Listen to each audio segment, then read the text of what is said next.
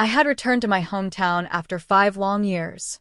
It was just supposed to be a short visit, nothing more than a few days of nostalgia and rest. On my second day, I decided to stop by the old bookstore near the park, the one I used to visit after school. As I stepped inside, the bell above the door chimed, and I was instantly surrounded by the scent of old paper and wood polish. I browsed aimlessly until I heard a familiar voice behind me. It was him, Mr. Arian, my high school English teacher. The man whose classes I used to look forward to, not just because he was brilliant with words, but because he had a quiet intensity that drew everyone in. He hadn't changed much, still tall, composed, with that same thoughtful gaze. His hair had thinned a little, and there were new creases around his eyes, but he still had the same calm presence. He recognized me immediately. We exchanged pleasantries, awkwardly at first, but something about his warm smile made the conversation flow easily. He asked about college life, and I asked him about school. That's when he told me he no longer taught. He had resigned a year ago after his divorce. Something about the way he said it made my heart twist unexpectedly. He offered to grab a coffee, and I agreed without thinking twice. We walked to a quiet cafe just around the corner, one I didn't even remember existing. We talked for hours about literature, travel, our favorite books. The more we spoke, the more I saw a side of him I'd never seen in class. He was open, humorous, and strangely vulnerable. I remembered the way I used to feel in his class. Back then, it was a harmless crush, something I buried under essays and homework. But now, sitting across from him, everything felt different. He wasn't a teacher anymore, and I wasn't a student. As we left the cafe, he smiled and said, "You've grown up into someone quite remarkable." It wasn't flirtatious, it was sincere. But those words clung to me longer than they should have. Before we parted, he said he'd love to meet again before I left town. I nodded, trying to act casual, but inside I was rattled. I didn't know what this was or what it meant, but something had shifted. That night, I couldn't sleep. My mind replayed every word, every glance. It was just a conversation, but it felt like a door had opened to something I wasn't ready to define. I knew it was foolish to read too much into it, but deep down, I also knew that what I felt wasn't one-sided anymore. And that realization left me completely speechless. We met again the next day. This time, it felt intentional. He texted me in the morning, asking if I wanted to check out a book fair nearby. I said yes without hesitating. I didn't try to overthink it, I just wanted to be around him. And the way he looked at me, listened to me, made me feel noticed in a way I hadn't felt in years. At the fair, we drifted from stall to stall, laughing at ridiculous book titles and recommending favorites to each other. He told me about a poetry group he joined recently and invited me to one of their evening readings. I accepted. Spending time with him didn't feel like crossing a line anymore. It just felt natural. In the days that followed, we became inseparable. We had long conversations about philosophy, writing, and broken relationships. He told me about how his marriage had slowly crumbled, how the silence between him and his wife had become louder than words. He said he hadn't felt truly seen in years. And in that moment, I realized he was beginning to see me. There were moments when our hands brushed, and neither of us pulled away. Once, while discussing a poem that reminded him of grief, he looked at me, really looked at me, and said I had an old soul. I felt my heart skip. I didn't say anything, but the space between us tightened. One night, after a poetry reading, we sat in his car outside my guest house. We didn't talk. There was just quiet music playing and the hum of the city in the background. Then he said something I'll never forget. "I don't know if this is wrong or just terribly timed, but you make me feel something I thought I'd lost." I didn't know how to respond, but I didn't want to leave the car either. He reached for my hand, and I let him. The silence between us was charged. No promises were made. No declarations. But the atmosphere shifted. It was no longer just about books or memories. It had become personal, emotional, and undeniably romantic.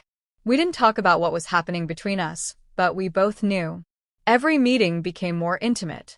Our conversations grew softer, more loaded with meaning. A shared glance held things we couldn't say out loud. When he kissed me, it wasn't sudden. It was inevitable. It happened on a quiet afternoon in his garden, while he was showing me a plant he'd been growing. He leaned in slowly, and I didn't stop him. I kissed him back, because everything in me wanted to. For a moment, the world paused. There were no consequences, no questions. Just two people finally colliding after years of hidden emotion. Afterward, he said, "Maybe this isn't fair to either of us," but still held my hand. And I didn't ask him to let go. I didn't want to. I thought this was finally becoming something real. Something worth holding on to. I started believing we were becoming something real. He messaged me every morning, checked in during the day, and we met almost every evening. It felt effortless, like we had always known each other this way. I told myself that what we had was different, something that made sense even if the world wouldn't understand it. I ignored the little red flags, the moments he would go quiet when I brought up the future, or how he'd change the subject if someone else called while we were together. There was a shift I didn't want to acknowledge at first. He started becoming distant. His texts slowed down. Calls that used to last hours became short and distracted. He canceled on me 2 days in a row, saying he wasn't feeling well. The next time we met, something about him felt colder. He smiled, but it didn't reach his eyes. When I asked if everything was okay, he said he was just tired, that life was getting overwhelming again. I believed him, but the unease grew. One night, while he was making tea in the kitchen, his phone lit up. I glanced at the screen without meaning to. The name said Mira. The message said, "Dinner was lovely. Let's talk tomorrow. Love you." My chest tightened. I didn't say anything. I waited, hoping he'd mention it. He didn't. I couldn't ignore it anymore. I confronted him 2 days later, trying to stay calm. Asked him if there was something going on with someone else. He paused too long before answering.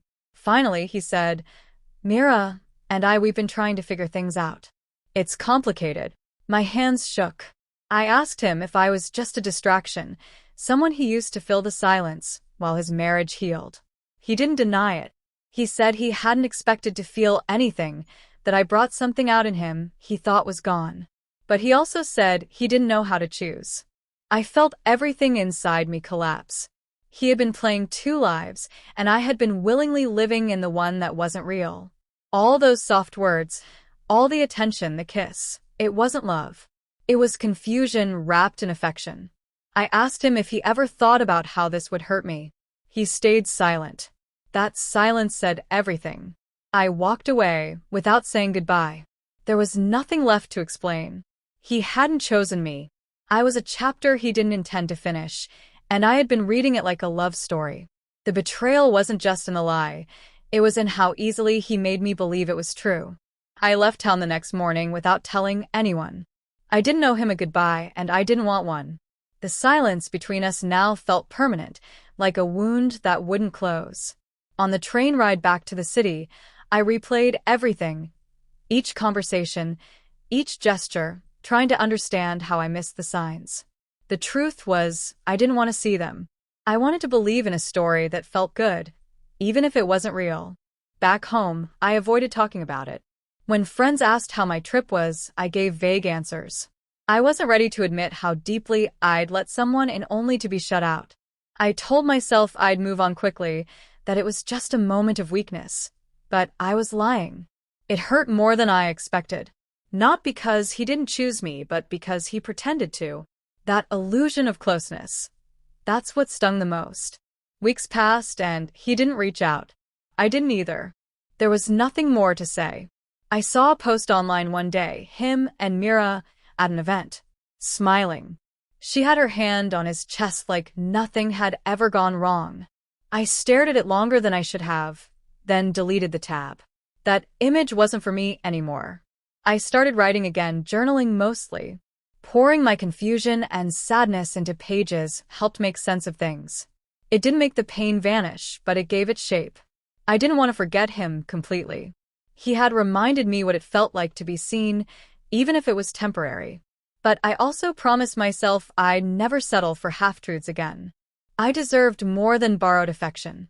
One night, I received an email from him. It wasn't long. He said he hoped I was doing well and that he still thought about our time together. He wrote that he was sorry but didn't say for what exactly.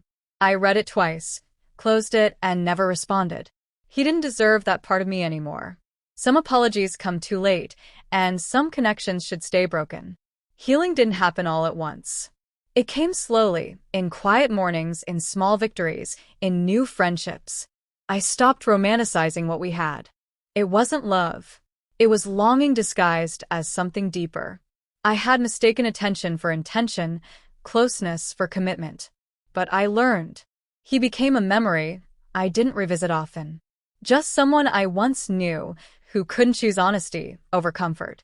And I chose myself. I walked away not because I stopped feeling, but because I finally started to see things clearly. In the end, that unexpected encounter did leave me speechless. Not because of how it started, but because of how I survived it.